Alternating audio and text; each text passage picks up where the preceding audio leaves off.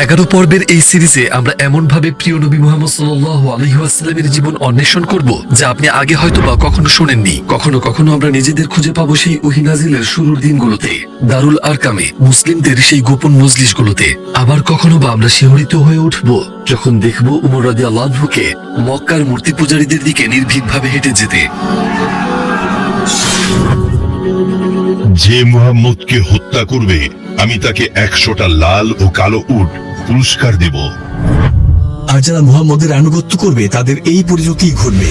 এটাকে সতর্ক বার্তা হিসেবে গ্রহণ করো। এমন মুহূর্ত আসবে যখন আমরা ভীষণভাবে ব্যথিত হব আর আমাদের চোখ অশ্রুসিক্ত হয়ে যাবে। কখনো আমরা আতঙ্কিত বোধ করব, আবার কখনো আনন্দে আত্মহারা হয়ে পড়ব, কিন্তু বেশিরভাগ সময় আমাদের অন্তর প্রশান্তিতে ভরে থাকবে। নবী সাল্লাল্লাহু আলাইহি ওয়াসাল্লামের গল্প থেকেই যিনি আমাদের শিখিয়েছেন কিভাবে পথ খুঁজে নিতে হয় ভীষণ হতাশাগ্রস্ত পরিস্থিতিতেও, আমরা শিখব কিভাবে আমাদের নিজেদের জীবনের বন্ধ দুয়ারগুলো অতিক্রম করতে হয়। আমরা শুধু ঘটনাগুলো দেখে সামনে এগিয়ে যাব না, বরং আমরা এগুলোর পেছনের গভীর তাৎপর্য বোঝার চেষ্টা করব। এই যাত্রা আপনাকে সম্পূর্ণ নতুন এক পথে নিয়ে যাবে এবং আপনি নিজেকে নতুন করে চিনতে পারবেন। এটি আল্লাহর সবচেয়ে প্রিয় বান্দার জীবনের গল্প। একজন মানুষ যিনি তার উম্মতের জন্য সারা জীবন উৎসর্গ করেছেন, যিনি মুনাফিকদের দ্বারা বারবার বিশ্বাসঘাতকতা ও অপবাদের শিকার হয়েছেন। এমন সময় পার করেছেন যখন তিনি মাসের পর মাস অভুক্ত থেকেছেন। আবার এমনও সময় গেছে যখন প্রিয়জনদের হারিয়ে নিজ হাতে তাদের দাফন করেছেন।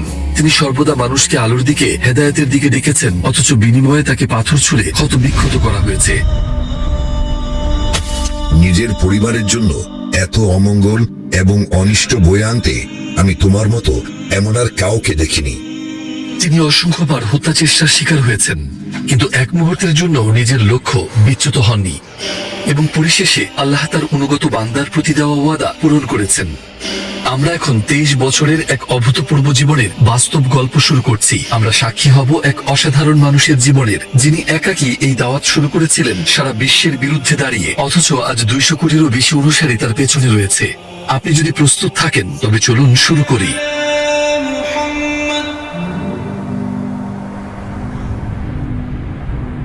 এই ভিডিও সিরিজটি নির্ভরযোগ্য ইসলামিক উৎসগুলো থেকে নেওয়া শত শত রেফারেন্সের উপর ভিত্তি করে তৈরি করা হয়েছে। পুরোটা এআই ভিজুয়াল যোগ্য ইসলামিক স্কলারদের পরামর্শ নিয়ে তৈরি করা হয়েছে এবং সম্পূর্ণটাই ইসলামিক নীতিমালার আলোকেই তৈরি করা হয়েছে। সেই রাত যখন মক্কার তপ্ত পরিবেশ শীতল হয়ে এসেছিল, দিনটি ছিল সোমবার, 571 খ্রিস্টাব্দ। মক্কার সেই শান্ত অলিগলিগুলো মানব ইতিহাসের অন্যতম শ্রেষ্ঠ ঘটনার সাক্ষী হতে চলেছে। আব্দুল মুত্তালিব দীর্ঘদিন ধরে এই মুহূর্তটির প্রতীক্ষায় ছিলেন। অবশেষে তিনি সেই আনন্দ সংবাদ পেলেন। আমিনা একটি পুত্র সন্তানের জন্ম দিয়েছেন। উত্তেজনায় তার বুক ফেটে যাচ্ছিল। তার পুত্র আব্দুল্লাহ ইন্তিকাল করার পর থেকে তার পুত্রবধূ আমিনার গর্ভের সেই সন্তানের প্রতি ভালোবাসা ও যত্ন আরো বহুগুণ বেড়ে গিয়েছিল। সেই রাতের কথা কল্পনা করুন। আব্দুল মুত্তালিব দ্রুত বাড়ি ফিরে এলেন, মমতার সাথে নবজাতক নাতিকে কোলে তুলে নিলেন এবং কাবার দিকে হেঁটে গেলেন।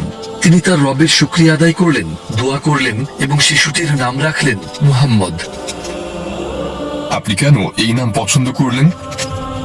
কারণ আমি চাই আল্লাহ তাআলা এবং মানুষ সকলেই তার প্রশংসা করুক।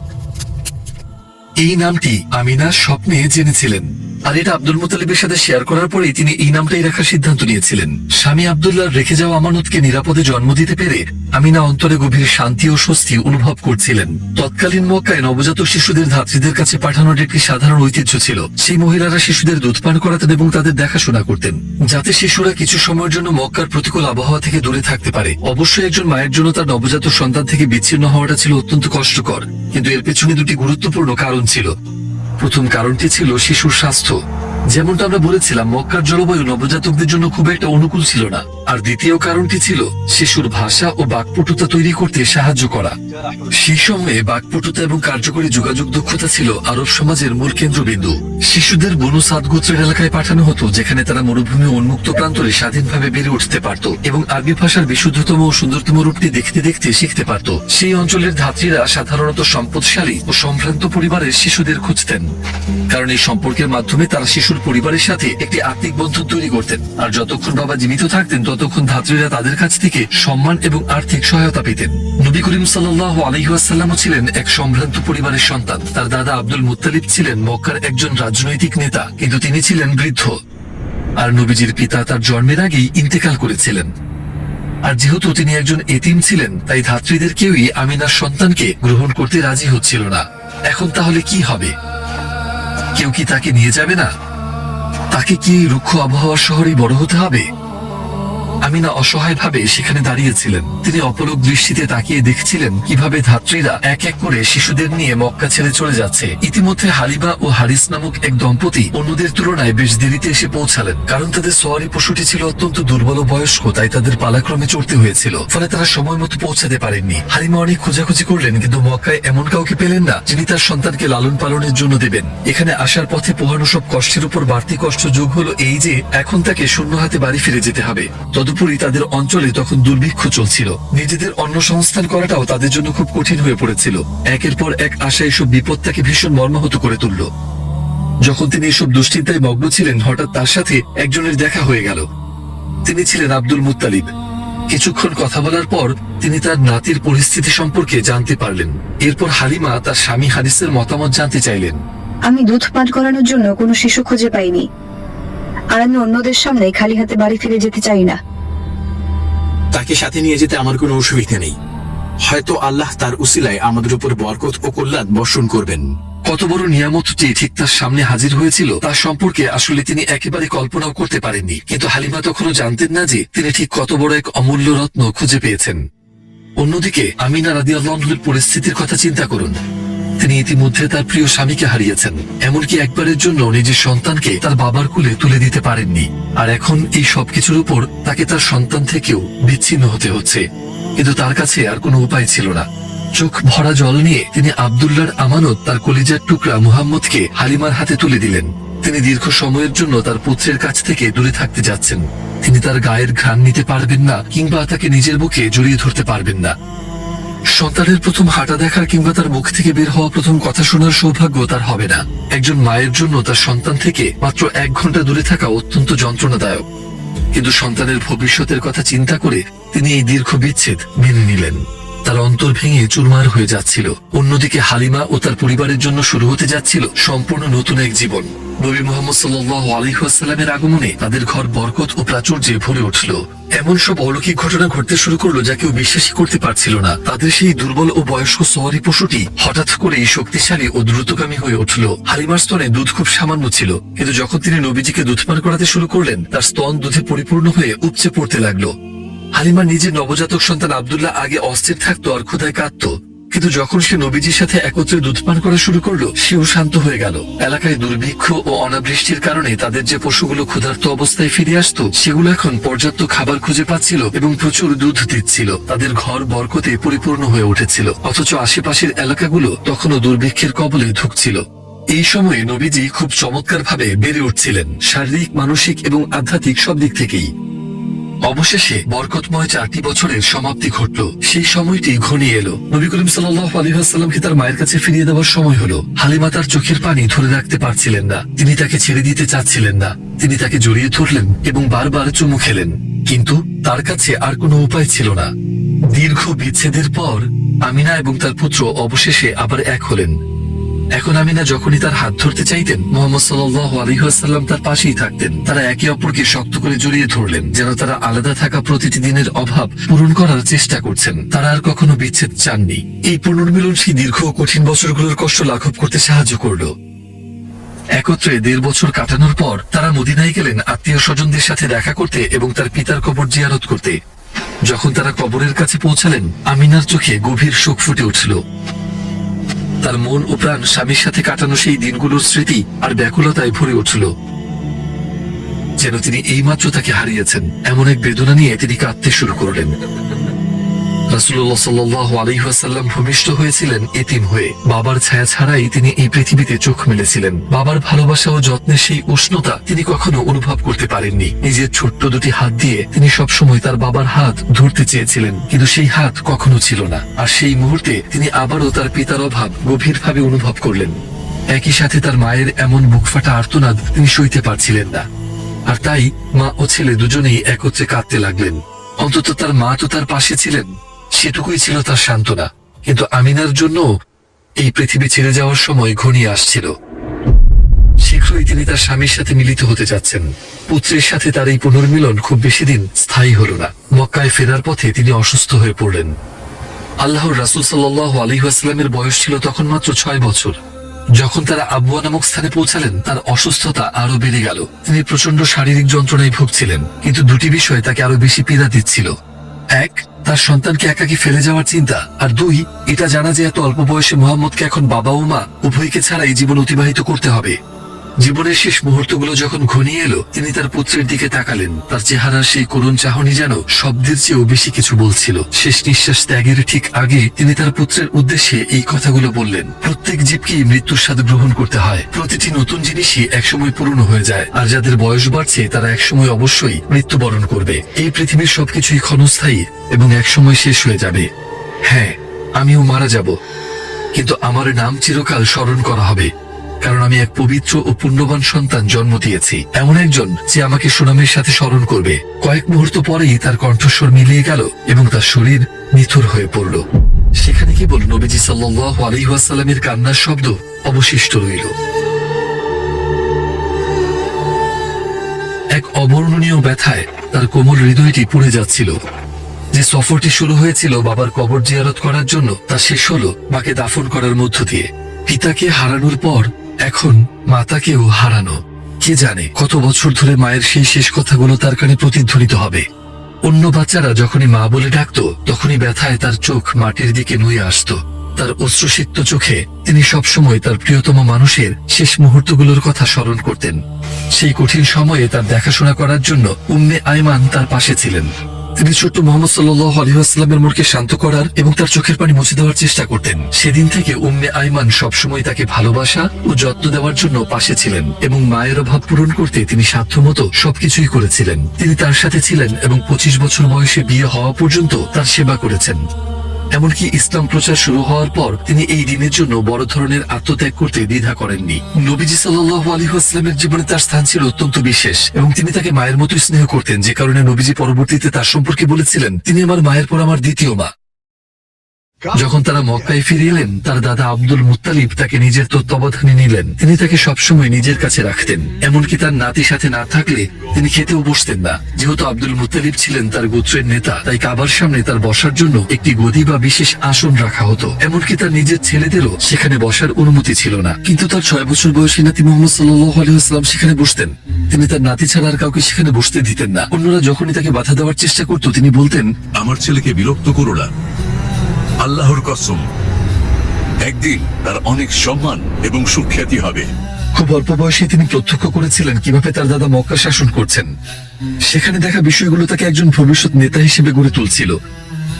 মাঝে মাঝে আব্দুল মুত্তালিব তাকে বিশেষ কিছু দায়িত্ব এবং কাজও দিতেন। দাদার প্রতি নাতির ছিল গভীর শ্রদ্ধা, আর নাতির প্রতি দাদার ছিল অসীম মমতা। তারা একে অপরের খুব ঘনিষ্ঠ ছিলেন। যা হোক, এই আত্মিক বন্ধনও খুব বেশি দিন স্থায়ী হয়নি। মাত্র 2 বছর পরেই তিনি তার দাদাকেও হারালেন। তিনি যার সাথেই মায়ার বাঁধনে জড়াচ্ছিলেন, আল্লাহ যেন একে একে তাদের সবাইকে সরিয়ে নিচ্ছিলেন, যেন তাকে এই বার্তাই দেওয়া হচ্ছিল, আমি তোমার একমাত্র আশ্রয়। সারা জীবন ধরে তিনি তার অনেক প্রিয় সঙ্গীকেও হারাতে যাচ্ছিলেন। তার জীবদ্দশাতেই তিনি তার 7 সন্তানের মধ্যে 6 জনকেই হারাবেন।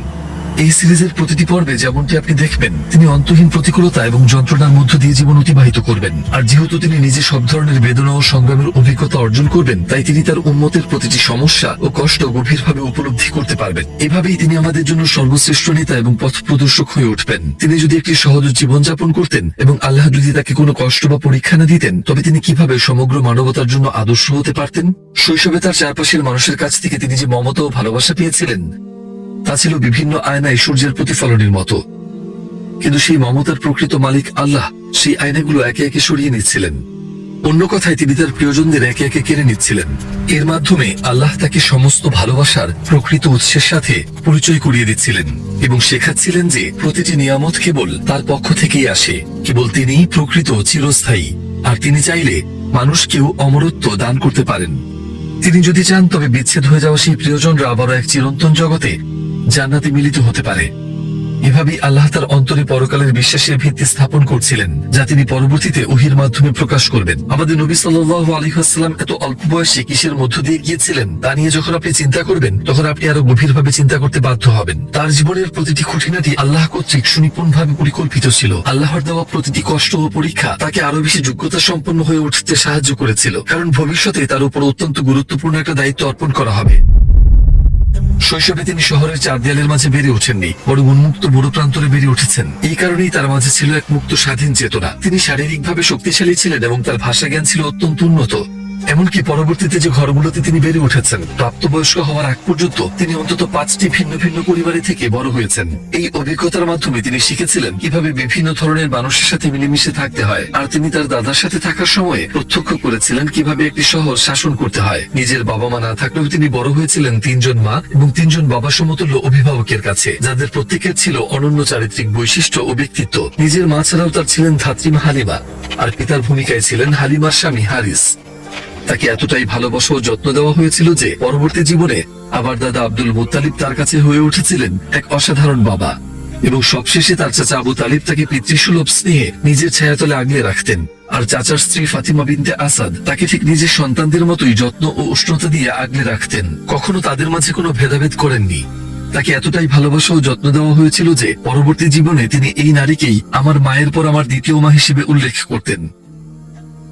টুয়ার্ডস ইটারনিটির পক্ষ থেকে আমরা এআই ভিজুয়ালাইজ এই সিরিজটি আপনাদের কাছে পৌঁছে দিতে নিরলসভাবে কাজ করে যাচ্ছি। আর এখন আমরা অন্যান্য নবীগণ এবং খুলাফায়ে রাশিদিনের জীবনে নিয়ে নতুন সিরিজ তৈরি করতে চাই। যেহেতু আমরা একটি অলাভজনক প্রতিষ্ঠান, তাই আমরা কেবল আপনাদের সহযোগিতার মাধ্যমে এই ভিডিওগুলো তৈরি করতে পারি। আপনারা হয়তো লক্ষ্য করেছেন এই সিরিজে কোনো বিজ্ঞাপন নেই।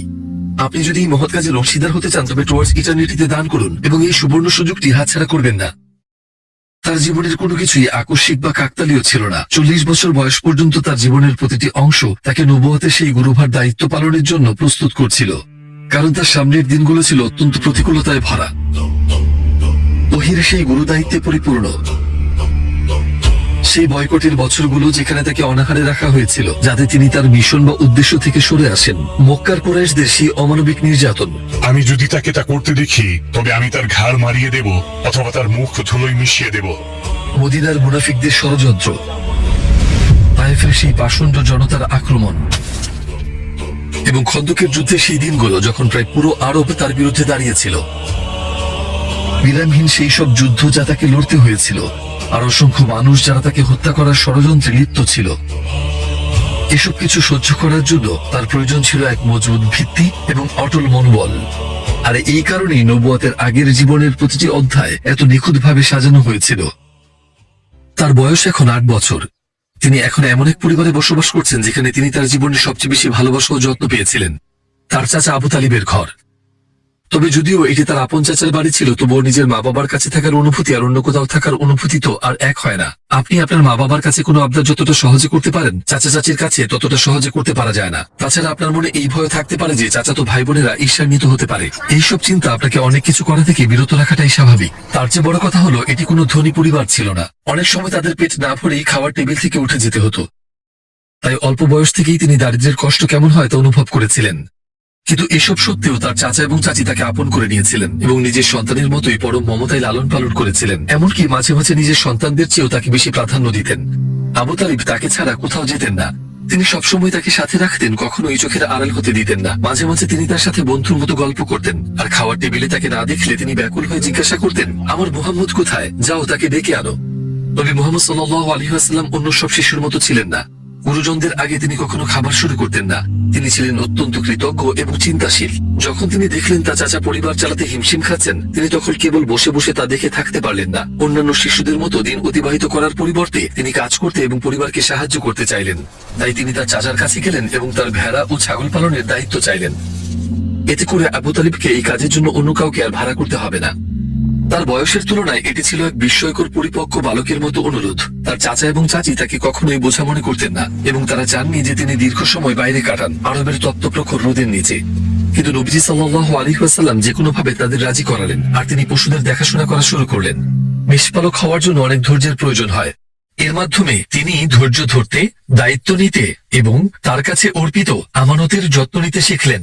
তিনি এটিকে শহরের কোলাহল থেকে দূরে থাকার একটি সুযোগ হিসেবেও দেখলেন, যেখানে তিনি একাকী রাত কাটাতেন, আকাশের তারা এবং পৃথিবীর সৃষ্টির বিষয় নিয়ে গভীর ভাবনায় মগ্ন হতেন।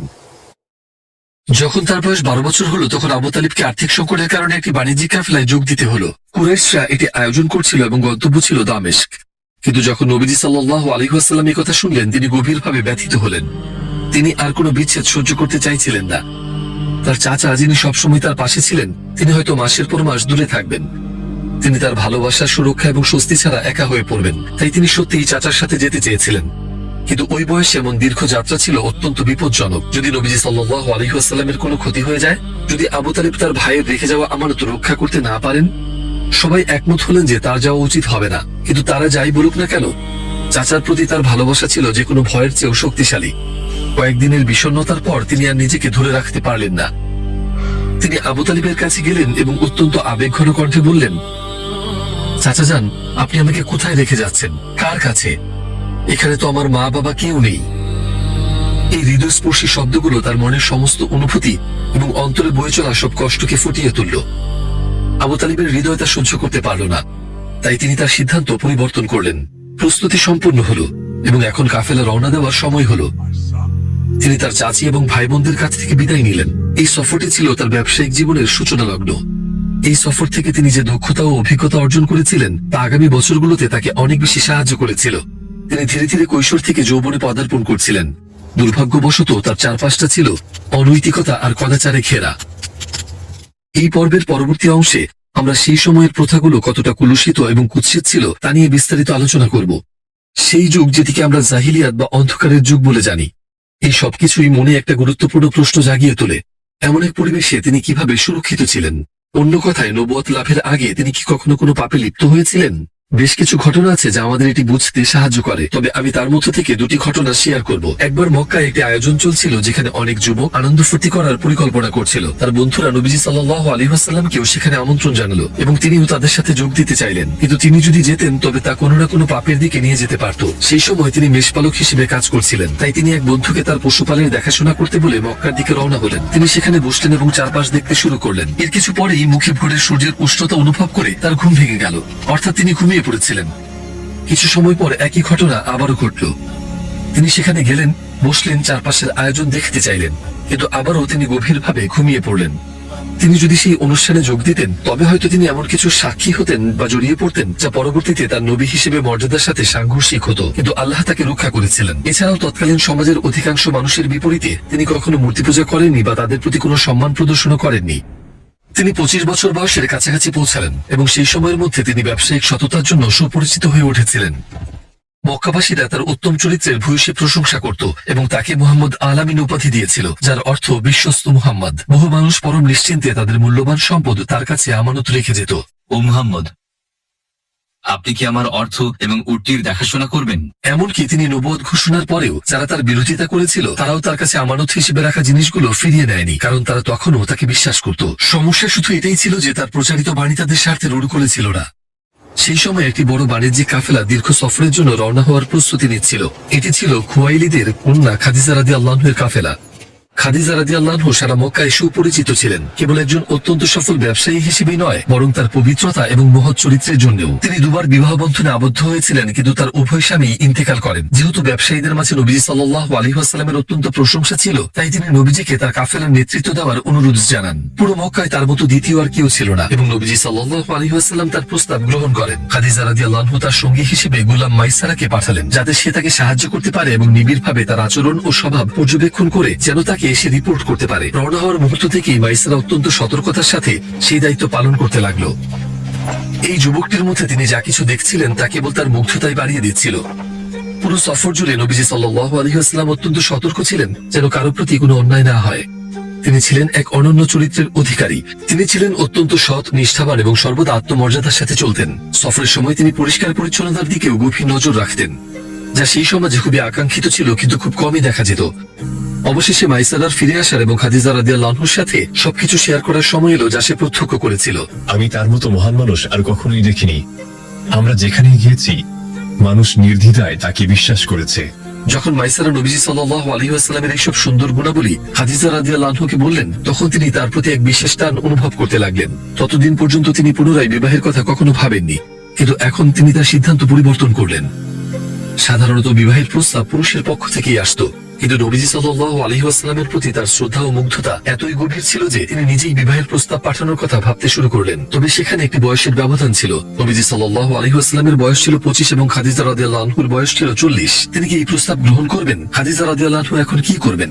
নাফিসা বিনতে মুনা নামে তার এক ঘনিষ্ঠ ও বিশ্বস্ত বান্ধবী ছিলেন। খাদিজা রাদিয়াল্লাহু আনহু তার মনের কথাগুলো বান্ধবীর সাথে শেয়ার করার সিদ্ধান্ত নিলেন। নাফিসার কাজ কি হবে তা একদম পরিষ্কার ছিল। তিনি নবীজি সাল্লাল্লাহু আলাইহি ওয়াসাল্লামের কাছে যাবেন এবং জানার চেষ্টা করবেন যে খাদিজা রাদিয়াল্লাহু আনহুর প্রতি তার কোনো অনুভূতি আছে কিনা। খাদিজা রাদিয়াল্লাহু আনহা আত-তাহিরা বা পবিত্র নারী হিসেবে পরিচিত ছিলেন। তিনি ছিলেন পুরো কুরাইশ বংশের অন্যতম সম্মানিত এবং ধনী নারী। তার গোত্রের অনেক পুরুষ তাকে বিবাহের প্রস্তাব দিয়েছিল, কিন্তু তিনি তাদের সবাইকে প্রত্যাখ্যান করেছিলেন। আসলে পরবর্তীকালে আবু জাহেল যে নবীজি সাল্লাল্লাহু আলাইহি ওয়াসাল্লামের প্রতি এত ঘৃণা পোষণ করত, তার অন্যতম কারণ ছিল যে সে নিজেও খাদিজা রাদিয়াল্লাহু আনহা কর্তৃক প্রত্যাখ্যাত হয়েছিল। অবশ্যই আত-তাহিরা হিসেবে পরিচিত একজন নারী এমন কলুষিত এবং অহংকারী হৃদয়ের কাউকে কখনো গ্রহণ করতে পারেন না। তিনি এখন তার জন্য সবচেয়ে শ্রেষ্ঠ জীবনসঙ্গীকে খুঁজে পেয়েছেন। নাফিসা নবীজি সাল্লাল্লাহু আলাইহি ওয়াসাল্লামের কাছে গেলেন এবং জিজ্ঞাসা করলেন, হে মুহাম্মদ, আপনার বিয়ে করতে বাধা কোথায়? তিনি বললেন, বিয়ে করার মতো যথেষ্ট অর্থ আমার কাছে নেই। যদি সেই ব্যবস্থা হয়ে যায় এবং আপনাকে সম্পদ, সৌন্দর্য, মর্যাদা এবং একজন উপযুক্ত জীবনসঙ্গীর প্রস্তাব দেওয়া হয়, তবে কি আপনি রাজি হবেন? নবীজি সাল্লাল্লাহু আলাইহি ওয়াসাল্লাম জিজ্ঞাসা করলেন, তিনি কে? খুয়াইলিদের কন্যা খাদিজা। তিনি অবাক হয়ে জিজ্ঞেস করলেন, কিন্তু তা কিভাবে সম্ভব? সেটি আমার উপর ছেড়ে দিন। তখন নবীজি সাল্লাল্লাহু আলাইহি ওয়াসাল্লাম বলেন, যদি তেমন হয় তবে আমি রাজি। নাফিসা ফিরে গেলেন এবং এই কথোপকথন খাদিজা রাদিয়াল্লাহু আনহাকে জানালেন। তার হৃদয়ে আনন্দে ভরে উঠল। ভবিষ্যতের একজন নবীর স্ত্রী হিসেবে নির্বাচিত হওয়া কতই না সৌভাগ্যের বিষয়। এর কিছুদিন পরই তারা দুজনে দেখা করলেন এবং এই বিষয়টি নিয়ে কথা বললেন। খাদিজা রাদিয়াল্লাহু আনহা তাকে বললেন, আমার চাচা আমর ইবনে আসাদের কাছে যান এবং আমাকে বিবাহের জন্য তার অনুমতি প্রার্থনা করুন। আবু তালিব, যিনি সবসময় নবীজি সাল্লাল্লাহু আলাইহি ওয়াসাল্লামের কাছে পিতার মতো ছিলেন, তিনি আবারও তাকে সমর্থন করতে এগিয়ে এলেন, এবার তার বিবাহের আয়োজন সম্পন্ন করার জন্য। আর সেই আনন্দঘন দিনে 20টি উটের মোহরানার বিনিময়ে এই বরকতময় বিবাহ সম্পন্ন হলো। মক্কায় গড়ে উঠছিল এক সুন্দর ও প্রশংসিত ঘর। দুটি হৃদয় নিবিড়ভাবে জুড়ে গিয়েছিল এবং প্রতিটি দিন তাদের একে অপরের প্রতি বন্ধন ও ভালোবাসা কেবল আরো শক্তিশালী হতে থাকলো। পুরো মক্কায় তাদের মতো সুখী এবং অনুকরণীয় ঘর আর একটিও ছিল না। সময়ের সাথে সাথে আল্লাহ এই ঘরকে সন্তান দিয়ে ধন্য করলেন। প্রথমে এলেন কাসিম, এরপর জায়নাব, এরপর রুকাইয়া, উম্মে কুলসুম এবং ফাতিমা। নবুয়ত লাভের পর আব্দুল্লাহর জন্ম হয়, কিন্তু কাসিম 2 বছর বয়সে ইন্তেকাল করেন এবং আব্দুল্লাহ মাত্র 3 মাস বয়সে। উভয়ই অসুস্থতার কারণে মারা যান। যে কোনো বাবা মায়ের জন্য এটি কতই না অসহ্য এবং অবর্ণনীয় এক যন্ত্রণা। আর এই যন্ত্রণার মধ্য দিয়ে তাদের দুবার যেতে হয়েছিল। তারা প্রতিটি অনুভূতি একসাথে ভাগ করে নিচ্ছিলেন, সুখের অতি সুন্দর মুহূর্তগুলো থেকে শুরু করে বেদনার অত্যন্ত হৃদয় বিদারক মুহূর্ত পর্যন্ত।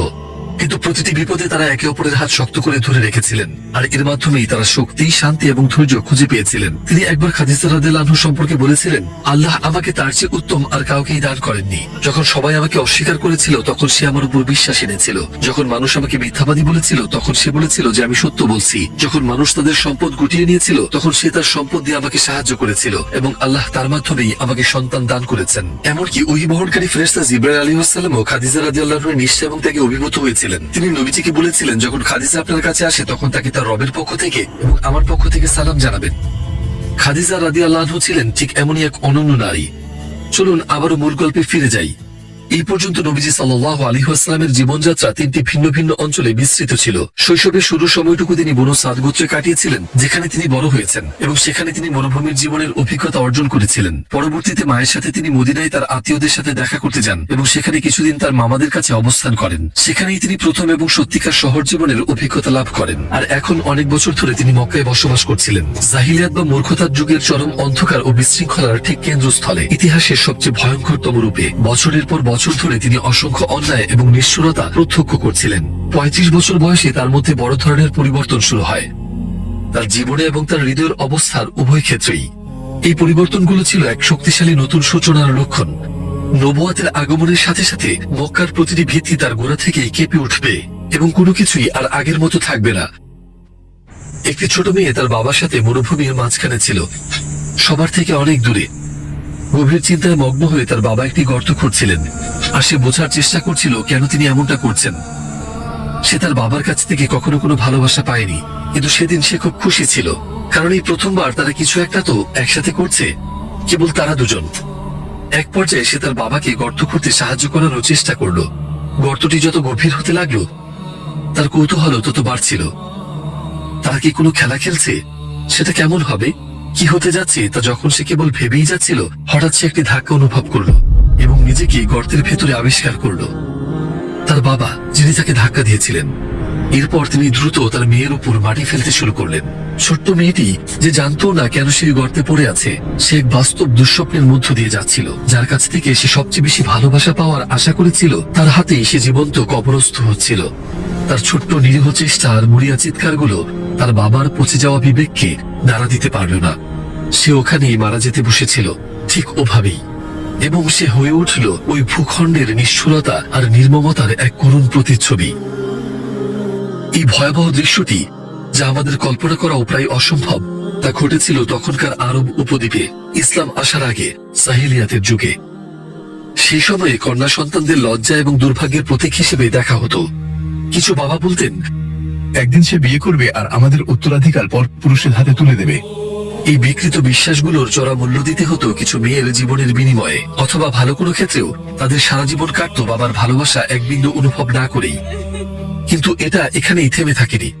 এমনকি যখন কোনো মেয়ে বড় হতো এবং তার বিয়ে হতো, তখনও তাকে মূল্যহীন মনে করা হতো। যদি তার স্বামী মারা যেত এবং সে এতিম সন্তানদের নিয়ে একা হয়ে পড়তো, তবে যে কোনো পুরুষ এসে তাদের ঘরের মালিকানা দাবি করতে পারত। আর এটি দয়া দেখানোর জন্য করা হতো না। ওই লোকটি ঘরের সবকিছু দখল করে নিত, টাকা, সম্পত্তি, এমনকি ওই পরিবারকেও। উত্তরাধিকারের ন্যায্য অংশ না দেওয়ার পাশাপাশি তারা তাদের সাথে দাসের মতো আচরণ করত। তাদের জীবন, স্বপ্ন এবং ভবিষ্যৎ সবই চুরি হয়ে যেত। তাদের খেলনার চেয়ে বেশি দামি মনে করা হতো না। কিন্তু সবচেয়ে হৃদয় বিদারক বিষয় ছিল এই যে, সেই এতিম শিশুদের কিংবা তাদের বিধবা মায়ের পাশে দাঁড়ানোর মতো কেউ ছিল না। একজন বাবা কিভাবে নিজের নবজাতক সন্তানের প্রাণ কেড়ে নিতে পারে, আর তা কেবল কন্যা সন্তানদের ক্ষেত্রেই ছিল না। কিছু মানুষ তাদের সন্তানদের এই ভেবে হত্যা করত যে তাদের ভরণ পোষণ করা খুব কঠিন হয়ে পড়বে। সেই যুগের একজন মায়ের অনুভূতি একবার কল্পনা করে দেখুন। আপনি ধৈর্য ধরে আপনার সন্তানের জন্য অপেক্ষা করেছেন, হয়তো আপনি কত স্বপ্ন বুনেছিলেন, আর এখন সেই সন্তানকে আপনার কোল থেকে কেড়ে নেওয়া হচ্ছে হত্যা করার জন্য, তাও তাদের নিজের বাবার হাতে। তাদের অন্তর পুড়ে যাচ্ছিল, কিন্তু তারা ছিলেন পুরোপুরি নিরুপায়। এ নিয়ে তাদের কিছুই করার ছিল না। আসলে তারা কি অনুভব করছেন তা নিয়ে কি কারো কোনো মাথা ব্যথা ছিল?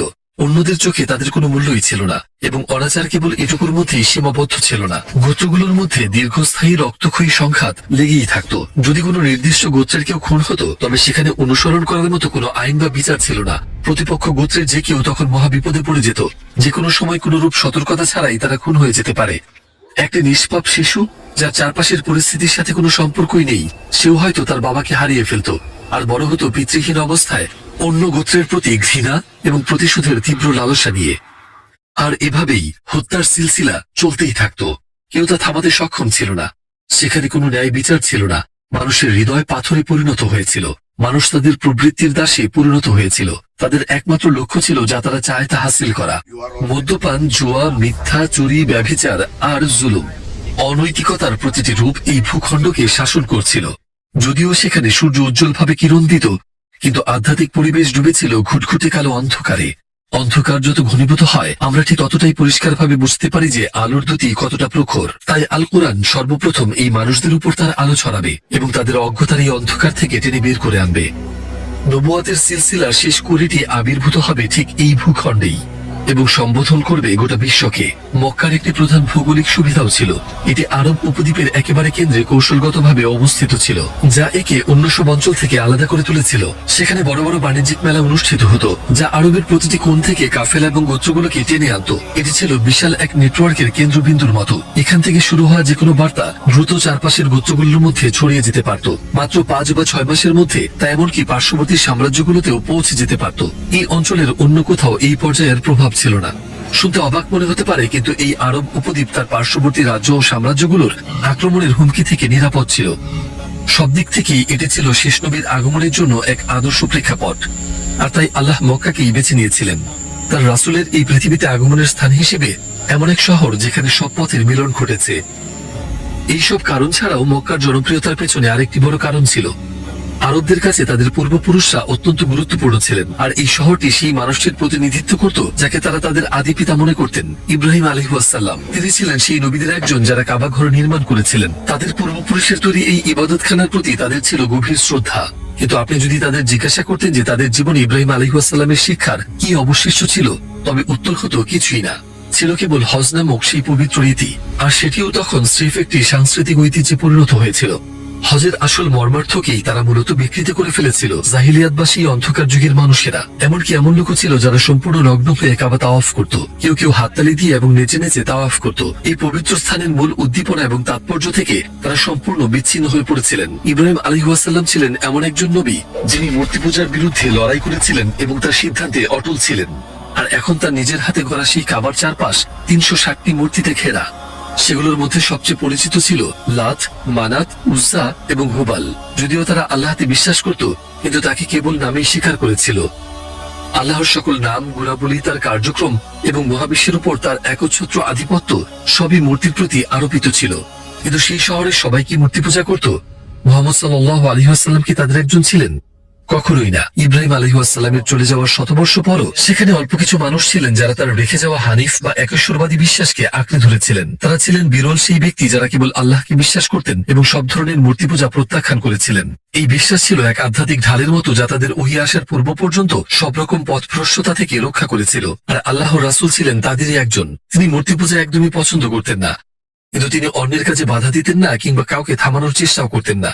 সত্যি বলতে তরুণ বয়সে এই নীরব থাকাটা তার জন্য গুরুত্বপূর্ণ ছিল, কারণ তা না হলে ইসলাম প্রচার শুরুর সময় মানুষ হয়তো বলতো, মোহাম্মদ, আমরা তোমাকে তোমার যৌবন থেকেই চিনি, তুমি তো সবসময় আমাদের বাধা দেওয়ার চেষ্টা করতে। কিন্তু তারা তা বলতে পারেনি, কারণ তিনি কখনোই তাদের বিশ্বাসের ব্যাপারে হস্তক্ষেপ করেননি। যাই হোক, ঠিক যে মুহূর্তে তার নবুয়তের মিশন শুরু হলো, তিনি তাদের পরম স্পষ্টতার সাথে সতর্ক করতে শুরু করবেন।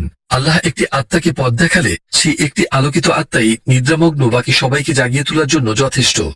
এখন চলুন সেই জাগরণের শুরুর সময়টিতে ফিরে যাই। 35 বছর বয়সী আল্লাহ রাসূল সাল্লাল্লাহু আলাইহি ওয়াসাল্লামের সেই গল্পে। একদিন কাবার চারপাশে হঠাৎ উচ্চস্বরে চিৎকার শুরু হলো, হাজরে আসওয়াদ কাবার গায়ে স্থাপন করার অধিকার আমাদেরই। বনু আদি, বনু তামিম ও বনু উমাইরা এর মতো গোত্রসমূহ সবাই প্রমাণ করার চেষ্টা করছিল যে তারা বাকিদের চেয়ে শ্রেষ্ঠ। তর্ক এতটাই তুঙ্গে পৌঁছালো যে কিছু পরিবার লড়াই করার, এমনকি একে অপরকে হত্যা করার শপথ নিতে শুরু করলো। একে অপরের দিকে নানা রকম হুমকি ছুড়ে দেওয়া হচ্ছিল। কিন্তু এইসব বিশৃঙ্খলার মূল কারণ কি ছিল? সমস্যার মূল কারণ ছিল কার ভাগ্যে হাজরে আসওয়াদ স্থাপনের সম্মান জুটবে। চলুন কয়েকদিন আগে ফিরে যাই। বছরের পর বছর ধরে কাবা শরীফ পুরনো এবং জীর্ণ হয়ে পড়েছিল। আমাদের লজ্জা হওয়া উচিত। আমাদের আদিপিতা ইব্রাহিম আলাইহিসসালামের রেখে যাওয়া এক পবিত্র স্থাপনা, অথচ এর আজ এই দশা। মক্কার বয়োজ্যেষ্ঠরা একত্রিত হলেন এবং একমত পোষণ করলেন যে কিছু একটা করতেই হবে। সেই সময় তারা জেদ্দার কাছে শুয়াইবা বন্দরে আসা একটি জাহাজের খবর পেল। সেটিতে ঠিক তেমন নির্মাণ সামগ্রী ছিল যেমনটা তারা খুঁজছিলেন। তাই তারা সিদ্ধান্ত নিল সেগুলো কিনে কাবা শরীফকে নতুন করে পুনর্নির্মাণ করবে। দ্রুত কাজ শেষ করার জন্য তারা একটি যৌথ তহবিল গঠন করলো এবং কাবার জন্য যে যার সাধ্যমতো অবদান রাখলো। কিন্তু যদিও সেটি ছিল জাহিলিয়াত বা মূর্খতার যুগ, তা সত্ত্বেও সুদের মাধ্যমে উপার্জিত একটি মুদ্রাও সেই তহবিলে যোগ করা হয়নি। তারা ঐশী শাস্তির ভয় পাচ্ছিল। এমন এক পবিত্র কাজের জন্য তারা এমন কোনো অর্থ ব্যবহার করতে চায়নি যাতে দরিদ্রদের কষ্ট এবং চোখের জল মিশেছিল। অবশেষে প্রয়োজনীয় তহবিল সংগ্রহিত হলো এবং সবাই মিলে কাবা পুনর্নির্মাণ করলো। এখন কেবল একটি কাজ বাকি, এমন এক জিনিস যা পুরো পরিস্থিতিকে উস্কে দেওয়ার জন্য যথেষ্ট। তা হলো হাজরে আল আসওয়াদ বা কালো পাথরকে তার স্থানে পুনরায় স্থাপন করা। শতাব্দী আগে নবী ইব্রাহিম আলাইহিসসালাম এটি কাবা ঘরে প্রথম স্থাপন করেছিলেন এবং তখন থেকেই এটি অপরিবর্তিত ছিল। আর এখন কোন গোত্রই এই সম্মানটুকু অপর গোত্রের হাতে ছেড়ে দিতে রাজি নয়। প্রত্যেকেই জিদ ধরল যে তারাই এই কাজের জন্য সবচেয়ে বেশি যোগ্য এবং নিজের শ্রেষ্ঠত্ব প্রমাণের চেষ্টা করতে লাগলো। এই সম্মান কেবল আমাদেরই প্রাপ্য। না, এই সম্মান আমাদের। পরিস্থিতি এমন পর্যায়ে গেল যে কেউ কেউ লড়াই করার শপথ পর্যন্ত নিল। আমার প্রাণ কেড়ে নেওয়া ছাড়া তোমরা এই সম্মান লাভ করতে পারবে না। 4-5 দিন ধরে এর কোনো সমাধান পাওয়া যাচ্ছিল না। সৎ উদ্দেশ্য নিয়ে শুরু হওয়া একটি কাজ এভাবে গুরুতর বিবাদে রূপ নিতে দেখে সবাই খুব হতাশ হয়ে পড়ছিল। তখন তাদের মধ্যে সবচেয়ে বয়োজ্যেষ্ঠ ব্যক্তিটি দাঁড়িয়ে বললেন, হে কুরাইশগণ, যেহেতু তোমরা এই বিষয়ে একমত হতে পারছো না, সেহেতু এই মুহূর্তে কাবার ওই প্রবেশদ্বার দিয়ে প্রথম যে ব্যক্তি প্রবেশ করবেন তিনিই তোমাদের বিচারক হবেন। তিনিই তোমাদের এই বিবাদের মীমাংসা করে দেবেন। সবাই এই প্রস্তাবে রাজি হলো এবং চুপচাপ অপেক্ষা করতে লাগলো কে আসবেন এই পথ ধরে। কিছুক্ষণ পর অবশেষে প্রবেশদ্বারে একজনের ছায়া দেখা গেল। তাকে দেখা মাত্রই উপস্থিত সবার মনে এক বিশাল স্বস্তি নেমে এলো। ইনি তো আলামিন, ইনি তো মুহাম্মদ। তিনি যে সিদ্ধান্ত নেবেন আমরা তাই মেনে নেব। যিনি প্রবেশ করেছিলেন তিনি ছিলেন স্বয়ং আল্লাহ রাসূল সাল্লাল্লাহু আলাইহি ওয়াসাল্লাম। তারা সবাই তাকে বিশ্বাস করত এবং নিশ্চিত ছিল যে তিনি এমন একটি সিদ্ধান্ত দেবেন যা সবাইকে সন্তুষ্ট করবে। এরপর তারা পরিস্থিতিটি তাকে বুঝিয়ে বলল, একটি গুরুতর মতভেদ আমাদের বিভক্ত করে ফেলেছে এবং আমরা কি করব বুঝতে পারছি না। এই বিবাদ আমাদের ধ্বংস করার আগেই আমরা এর সমাধানের জন্য আপনার দিক নির্দেশনা চাইছি।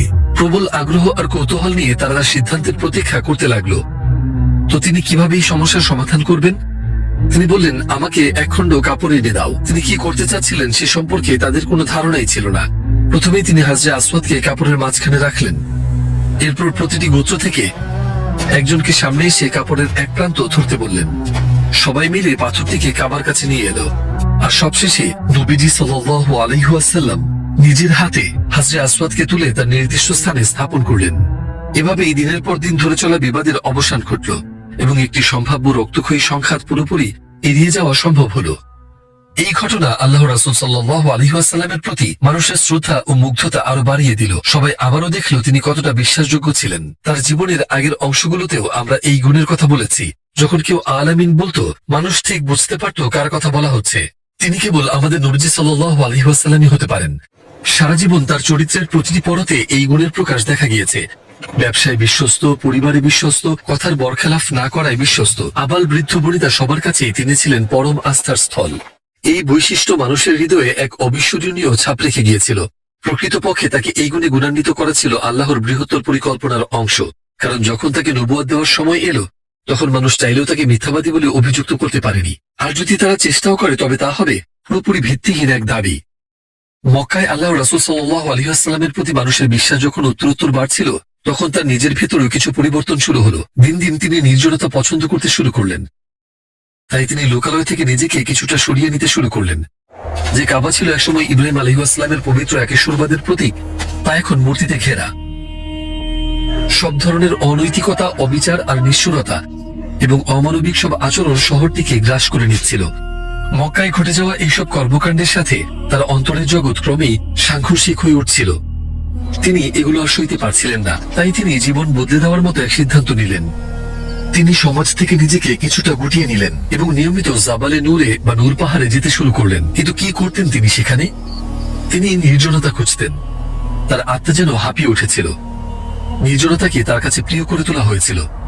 তিনি একা থাকতে চেয়েছিলেন, এই মহাবিশ্ব আর তার নিজের ভাবনার সাথে। তিনি তার রবের ইবাদত করতেন, তার কাছে প্রার্থনা করতেন এবং মহাবিশ্ব নিয়ে নিভৃতে চিন্তা করতেন। আর এই সবকিছুর জন্য সবচেয়ে উপযুক্ত স্থান ছিল হেরা গুহা। আল্লাহ তাকে আসন্ন ওহীর জন্য প্রস্তুত করছিলেন, সেই নূরের জন্য যা অবশেষে অবতীর্ণ হতে যাচ্ছিল।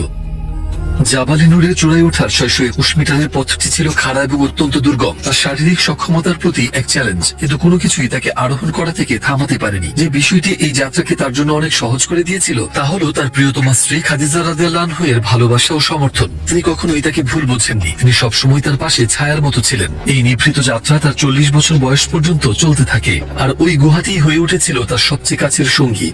এদিকে পুরো মহাবিশ্ব যেন প্রতীক্ষায় প্রহর গুনছিল।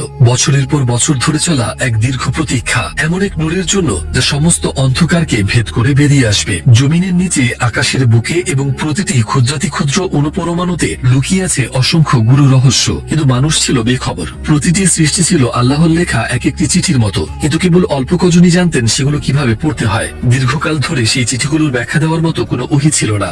সৃষ্টি জগৎ এমন এক আত্মার জন্য ব্যাকুল ছিল যে তাদের বার্তা পড়তে পারবে। প্রতীক্ষা যেন অসহ্য হয়ে উঠেছিল। আর তখনই সেই অনন্য রজনী ঘনিয়ে এলো। সালটি ছিল 610 খ্রিস্টাব্দ, রমজান মাসের এক সোমবার। আর সেই রাতটি লাইলাতুল কদর, মহিমান্বিত এক রজনী, যে রাতে সমস্ত অন্ধকার অবশেষে দূর হতে চলেছে। নবীজি সাল্লাল্লাহু আলাইহি ওয়াসাল্লামের বয়স তখন 40 বছর। তিনি হেরা গুহায় গভীর ধ্যান, প্রার্থনা ও ইবাদতে নিমগ্ন ছিলেন। এক গভীর নিস্তব্ধতা সবকিছুকে ঢেকে রেখেছিল। সেই রাতে চারপাশ ঘুটঘুটে অন্ধকার, কেবল প্রদীপের মতো জ্বলজ্বল করা চাঁদের আলোটুকু ছাড়া। তিনি জানতেনও না কি ঘটতে চলেছে। আর তখনই সেই মহামিলনের মাহেন্দ্রক্ষণ উপস্থিত হলো। হঠাৎ একটি আলোয় গুহাটি ভরে গেল। সেই আলো এতটাই উজ্জ্বল ছিল যে চোখ ধাঁধিয়ে যাচ্ছিল। তারপর সেই আলোর ভেতর থেকে এক অবয়ব প্রকাশিত হলো। তিনি ছিলেন ওহী নিয়ে আসা ফেরেশতা জিবরাইল আলাইহিস সালাম। তিনি মানুষের রূপ ধরে আল্লাহর পক্ষ থেকে এক নির্দেশ নিয়ে এসেছেন, তার জন্য যিনি হতে যাচ্ছেন পৃথিবীর শেষ নবী। নবীজি সাল্লাল্লাহু আলাইহি ওয়াসাল্লাম বিস্ময়ে অভিভূত হয়ে বোঝার চেষ্টা করছিলেন আসলে কি ঘটছে। এরপর এলো সেই প্রথম নির্দেশ, প্রথম সুসংবাদ। জিবরাইল আলাইহিস সালাম বললেন, পড়ুন। নবীজি উত্তর দিলেন, আমি তো পড়তে জানি না। ফেরেশতা তাকে জড়িয়ে ধরলেন এবং সজোরে চাপ দিলেন। এরপর তাকে ছেড়ে দিয়ে আবারও বললেন, পড়ুন। কিন্তু নবীজি সাল্লাল্লাহু আলাইহি ওয়াসাল্লাম একই উত্তর দিলেন। জিবরাইল আলাইহিস সালাম তাকে আবারও সজোরে চেপে ধরলেন এবং পুনরাবৃত্তি করলেন, পড়ুন।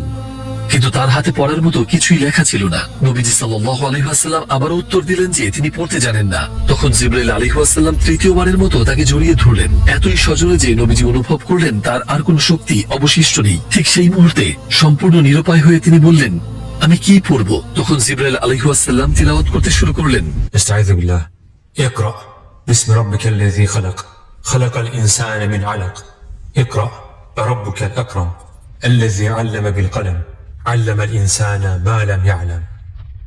গুহাটি তখন কেবল ওহীর পবিত্র বাণীতে প্রতিধ্বনিত হচ্ছিল। পড়ুন আপনার রবের নামে, যিনি সৃষ্টি করেছেন। তিনি মানুষকে সৃষ্টি করেছেন জমাটবদ্ধ রক্ত থেকে। পড়ুন আর আপনার রব মহিমান্বিত, যিনি কলমের সাহায্যে শিক্ষা দিয়েছেন। তিনি মানুষকে তা শিখিয়েছেন যা সে জানত না। এগুলোই ছিল ওহী সেই প্রথম আয়াতগুলো যা আমাদের নবীজির উপর অবতীর্ণ হয়েছিল। তিনি এমন কেউ ছিলেন না যিনি পড়তে বা লিখতে জানতেন, কিন্তু সেই মুহূর্ত থেকে তিনি সারা বিশ্বকে দেখিয়ে দেবেন প্রকৃতপক্ষে পড়া বা জানার আসল অর্থ কি। হৃদয়ে কোরআনকে ধারণ করে তিনি হয়ে উঠবেন এই মহাবিশ্ব নামক গ্রন্থের শ্রেষ্ঠ ব্যাখ্যাকারী। সৃষ্টি জগতের প্রতিটি নিপুণ শৈল্পিক কাজের মাঝে তিনি উন্মোচন করবেন সেই মহান শিল্পী আল্লাহর স্বাক্ষর। এখন থেকে বোঝা যাবে যে একটি ফুলের সৌন্দর্য আসলে আল্লাহর অন্যতম নাম আল সামিল, পরম সুন্দরেরই এক প্রতিচ্ছবি। সন্তানের প্রতি মায়ের মমতা হবে তার আর রহমান, পরম দয়ালু নামের বহিঃপ্রকাশ।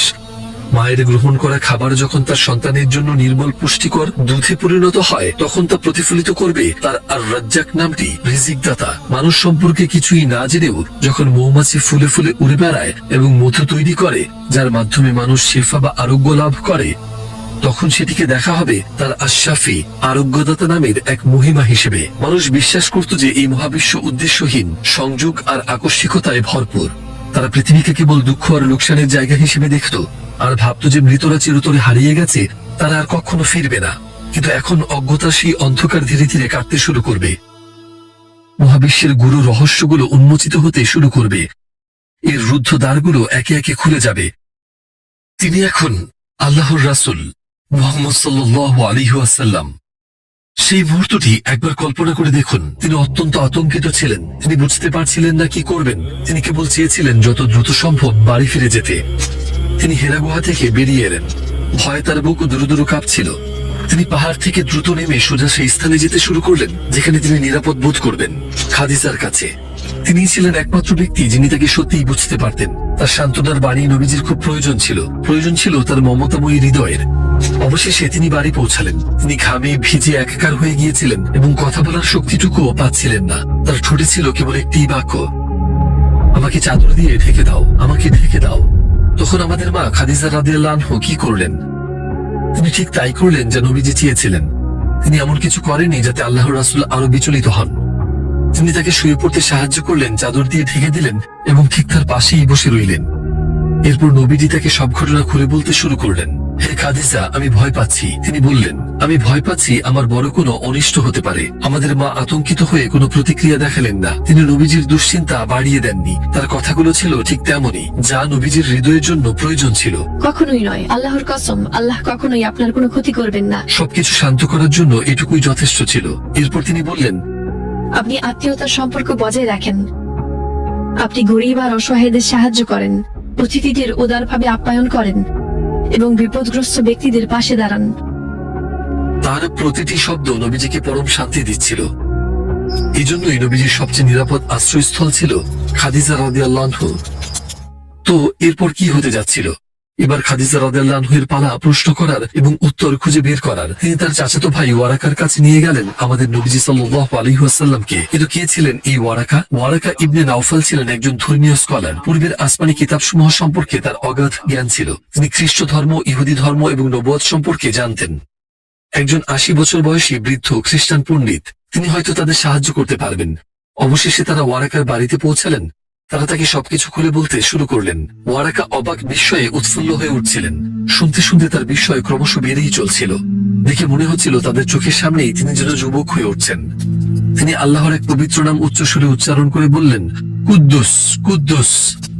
পুরো ঘটনা শোনার পর এবার তিনি বলতে শুরু করলেন, আপনি যে ফেরেশতাকে দেখেছেন তিনি রুহুল কুদ্দুস, যাকে আল্লাহ নবী মুসা আলাইহিসসালামের কাছে পাঠিয়েছিলেন। তিনি নামুস আল আকবর, মহাবার্তাবাহক জিব্রাইল, এবং আপনি এই উম্মতের নবী। তিনি বলতে থাকলেন, কিন্তু এবারের কথাগুলো আল্লাহর রাসূলকে ভেতর থেকে কাঁপিয়ে দিল। আহা, সেই দিনটির জন্য আমি যদি বেঁচে থাকতাম এবং যুবক হতাম, যেদিন আপনার স্বজাতি আপনাকে নিয়ে যে দেশ থেকে বের করে দেবে। বিস্মিত হয়ে নবী সাল্লাল্লাহু আলাইহি ওয়াসাল্লাম তাকে জিজ্ঞেস করলেন, আমার নিজের লোকেরাই আমাকে বের করে দেবে? তিনি স্তম্ভিত হয়ে গিয়েছিলেন, কারণ 40 বছর বয়স হওয়া পর্যন্ত তার একজনও শত্রু ছিল না কারোর সাথে কোনো বিবাদ। সবাই তাকে চিনত এবং মন থেকে বিশ্বাস করত। ওয়ারাকা বললেন, আপনার মতো বার্তা নিয়ে যেই এসেছেন তিনি তার নিজ জাতির বিরোধিতার মুখে পড়েছেন। আর আমি যদি সেদিন পর্যন্ত বেঁচে থাকি তবে আপনাকে সাহায্য করার জন্য সবকিছু করব। সে রাতটি এভাবেই কাটল। সব কথোপকথন শেষ করে তারা বাড়ি ফিরলেন। পরদিন জিব্রাইল আলাইহিস সালাম পুনরায় আল্লাহর রাসূল সাল্লাল্লাহু আলাইহি ওয়াসাল্লামের সামনে আবির্ভূত হলেন এবং তাকে মক্কার বাইরে আবদুব নামক এক উপত্যকায় নিয়ে গেলেন। সেখানে তিনি তার গোড়ালি দিয়ে মাটিতে আঘাত করলেন এবং স্বচ্ছ পানির ঝর্ণা বইতে শুরু করলো। এরপর তিনি নবীজিকে ওযু করার নিয়ম শেখালেন। তার কিছুক্ষণ পর তিনি তাকে নামাজ পড়ার পদ্ধতি দেখালেন। আর সেই উপত্যকায় আল্লাহর রাসূল সাল্লাল্লাহু আলাইহি ওয়াসাল্লাম জীবনের প্রথম 2 রাকাত নামাজ আদায় করলেন। প্রথম দিনে মহাবিশ্বের শ্রেষ্ঠ সত্যটি শেখানো হয়েছিল, বিশ্বাস বা ঈমান। আর পরের দিন দ্বিতীয় শ্রেষ্ঠ সত্যটি শেখানো হলো, সালাত। জি হ্যাঁ, আসন্ন সব কঠিন পরিস্থিতির বিরুদ্ধে নামাজই আল্লাহর রাসূলের নিকট এক আধ্যাত্মিক ঢাল এবং অন্যতম প্রধান অবলম্বন। এখন যেহেতু নামাজ তার জীবনেরই একটা অংশ হয়ে গেছে, যার ফলে নবুয়তের এই গুরু দায়িত্বভার আরো দ্বিগুণ শক্তির সাথে বহন করতে পারবেন। বাড়ি ফেরার পর নামাজের এই নির্দেশটি তিনি প্রথম যার সাথে শেয়ার করলেন তিনি ছিলেন আমাদের মা খাদিজা রাদিয়াল্লাহু আনহা। নবীজি নামাজের ইমামতি করলেন আর মা খাদিজা জামাতের সাথে তার পেছনে নামাজ আদায় করলেন। তিনি শ্রেষ্ঠ সম্মানের এই প্রথম স্থানটি অন্য কাউকে নিতে দেননি। এরপর তাদের সন্তানরাও নামাজে যোগ দিলেন। একসাথে তারা তাদের একমাত্র রবের সামনে নামাজে দাঁড়ালেন। তারই উদ্দেশ্যে রুকু এবং সিজদা করলেন। তারা তাদের হৃদয়কে পরম প্রশান্ত এবং আত্মাকে পুনর্জীবিত করছিলেন। তারা আল্লাহর দেওয়া অগণিত নিয়ামতের জন্য শুকরিয়া আদায় করছিলেন। আরো একবার স্পষ্ট হয়ে গেল যে পুরো মক্কার মধ্যে এটিই সবচেয়ে সুন্দর আর প্রশান্তিময় ঘর। যখন ওনারা নামাজ আদায় করছিলেন, একটি শিশু পেছন থেকে নিঃশব্দে তাদের লক্ষ্য করছিল। তার বয়স ছিল মাত্র 10 বছর আর তার নাম ছিল আলী। তিনি ছিলেন নবীজি সাল্লাল্লাহু আলাইহি ওয়াসাল্লামের চাচা আবু তালিবের পুত্র। তিনি যা দেখছিলেন তা তার কাছে অপরিচিত মনে হলেও ছিল অত্যন্ত হৃদয়স্পর্শী। নামাজ শেষ হওয়ার পর তিনি আল্লাহর রাসূলের কাছে গিয়ে জিজ্ঞেস করলেন, কি করছিলেন এটা? তখন নবীজি সাল্লাল্লাহু আলাইহি ওয়াসাল্লাম তাকে ইসলামের দাওয়াত দিলেন। আলী তৎক্ষণাৎ এই আহ্বান গ্রহণ করেননি। তিনি প্রথমে তার বাবার সাথে কথা বলতে চেয়েছিলেন, কিন্তু অনেক চিন্তা ভাবনার পর তিনি ভাবলেন, আল্লাহ যখন আমাকে সৃষ্টি করেছেন তখন তো তিনি বাবা আবু তালিবের অনুমতি নেননি, তবে আল্লাহর ইবাদত করতে কেন আমি তাকে জিজ্ঞেস করতে যাব? আর এই উপলব্ধি থেকেই তিনি নবীজি সাল্লাল্লাহু আলাইহি ওয়াসাল্লামের কাছে ফিরে এলেন এবং ঈমান ঘোষণা করলেন। এভাবেই আলী হলেন ইসলাম গ্রহণকারী প্রথম শিশু। প্রথম দিকে আল্লাহর রাসূল সাল্লাল্লাহু আলাইহি ওয়াসাল্লাম প্রকাশ্যে তার নবুয়তের ঘোষণা দেননি। তিনি সবাইকে দাওয়াত না দিয়ে কেবল অল্প কিছু মানুষকেই জানাচ্ছিলেন। তিনি এটি গোপন রেখেছিলেন, কিন্তু বিভিন্নভাবে এই খবর মুখে মুখে ছড়িয়ে পড়তে শুরু করলো এবং কুরাইশ নেতাদের কানে গিয়ে পৌঁছালো। সময় এসেছিল ইল্লিয়ান এবং আসফালা সাফিলিনদের আলাদা হওয়ার। অন্যভাবে বলতে গেলে উৎকৃষ্টের সাথে নিকৃষ্টের পার্থক্য করার সময়। আবু বকর এবং আবু লাহাবের হৃদয়ের আসল প্রকৃতি ও সম্ভাবনা শীঘ্রই তা পরিষ্কার হয়ে যাওয়ার পালা। সেই সময় আবু বকর ইয়েমেনের এক ব্যবসায়িক সফর শেষে সবেমাত্র ফিরেছেন। তিনি ছিলেন কুরাইশদের অন্যতম সম্মানিত ব্যক্তি, একজন সফল ব্যবসায়ী এবং হানিফ পন্থীদের একজন। তিনি বহু বছর ধরে আল্লাহর রাসূল সাল্লাল্লাহু আলাইহি ওয়াসাল্লামের ঘনিষ্ঠ বন্ধু ছিলেন এবং বয়সে তার চেয়ে মাত্র 2 বছরের ছোট ছিলেন। আবু সাহেল এবং কুরাইশদের কয়েকজন নেতা তার সাথে দেখা করতে এলেন। আবু বকর জিজ্ঞেস করলেন, আমি না থাকা অবস্থায় মক্কায় কি ঘটেছে? গুরুত্বপূর্ণ কোনো খবর কি আছে? এক বিরাট ব্যাপার ঘটেছে। আবু তালিবের ইয়াতিম ভাইপো মুহাম্মদ সাল্লাল্লাহু আলাইহি ওয়াসাল্লাম নিজেকে নবী দাবি করেছেন। আমরা ভেবেছিলাম ইয়ামিন থেকে আপনি ফিরে না আসা পর্যন্ত অপেক্ষা করাই ভালো হবে। এখন আপনার বন্ধুর কাছে যান এবং যা করা দরকার তা করুন। তারা ভেবেছিল আবু বকর হয়তো নবীজিকে এই পথ থেকে সরিয়ে আনতে পারবেন, কিন্তু আবু বকরের হৃদয়ে ছিল সম্পূর্ণ ভিন্ন কিছু। বেশ কিছুদিন ধরেই তার মানসিক অবস্থার এক পরিবর্তন এসেছিল, আর তিনি যা শুনলেন তা যেন তার ভাবনাগুলোকে সত্য প্রমাণ করলো। স্বপ্ন বিশারদরা তাকে যা বলেছিলেন তিনি এখন তার গভীর অর্থ বুঝতে পারলেন। তার স্বপ্ন অনুযায়ী মক্কায় একজন নবীর আগমন ঘটবে, আর তিনি তাকে অনুসরণ করবেন। এখন সবকিছু যেন মিলে গেল। তিনি কুরাইশ নেতাদের কথাগুলো নিয়ে ভাবলেন। তিনি বহু বছর ধরে আল্লাহর রাসূলকে চিনতেন, তারা ছিলেন ঘনিষ্ঠ বন্ধু। তিনি তাকে পূর্ণ বিশ্বাস করতেন এবং নিশ্চিত ছিলেন যে তিনি কখনোই মিথ্যা বলতে পারেন না। তার মুখ দিয়ে কোনোদিন একটিও অসত্য শব্দ বের হয়নি। সবকিছুর ঊর্ধ্বে তিনি খুব ভালো করেই জানতেন যে আল্লাহর নামে মিথ্যা বলা তার পক্ষে অসম্ভব। তার হৃদয়ে আল্লাহর প্রতি গভীর ভয় ছিল। তার ছিল এক স্বচ্ছ বিচার বুদ্ধি, আর তিনি কখনোই অবিবেচনাপ্রসূত অর্থহীন বা ক্ষতিকর কিছু করবেন না। আবু বকর তার আগন্তুকদের সামনে নিজের আবেগ প্রকাশ করলেন না, কিন্তু তিনি রোমাঞ্চিত ছিলেন। তারা চলে যাওয়ার পরপরই তিনি নবীজির বাড়ির দিকে ছুটলেন। আসলে কি ঘটছে তা জানার জন্য তিনি অত্যন্ত কৌতূহলী ছিলেন।